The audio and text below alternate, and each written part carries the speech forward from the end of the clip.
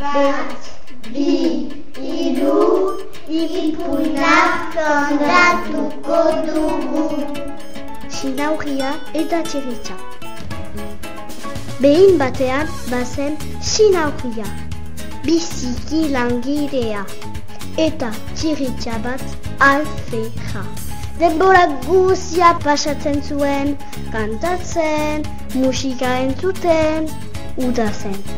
Iguzki handi bat bazen, bero egiten zuen. Egunan txirritxa, naiz hasiko zira lanean. Janaria bildu behar duzu neguko.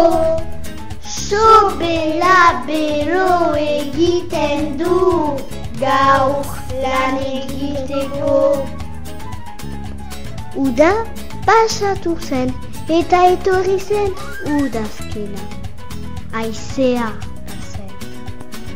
Egunan txirritxa, naiz hasiko zira lanean. Janaria bildu behar duzu neguko.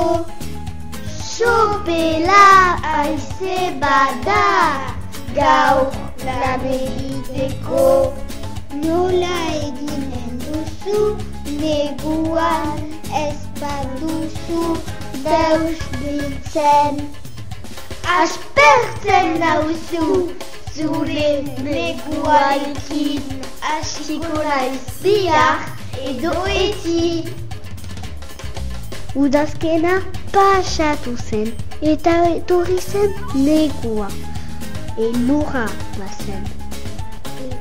Zer arrotxarra kanpoan. Zein goxoki naizen etxean. Janari hainiz bildu dut neguko.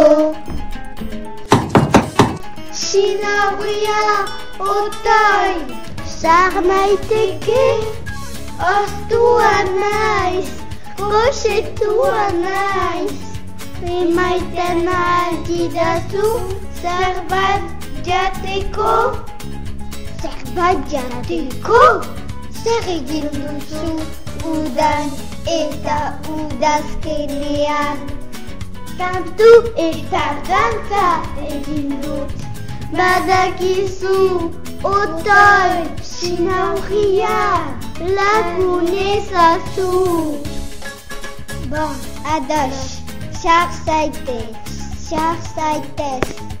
Mil esker sinauria, bihotz ona duzu. Bainan heldu den urtean lan eginen duzu? Bai, lan eginen dut zu bezala. Janaria bilduko dut neguko.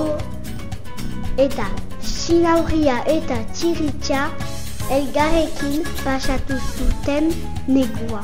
Janari hainiz bazen sinauriaren etxean eta txirritxak etxea alaitu zuen. Bere kantu, dantza eta musikarekin.